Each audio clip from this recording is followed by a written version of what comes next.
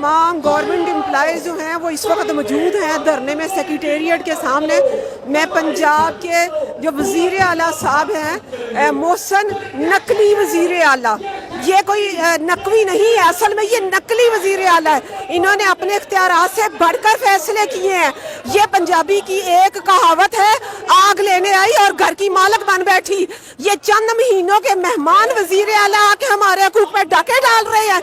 हम इन्हें बता देना चाहते हैं कि किसी सूरत हम अपने हकूक़ से दस्तबरदार नहीं होंगे।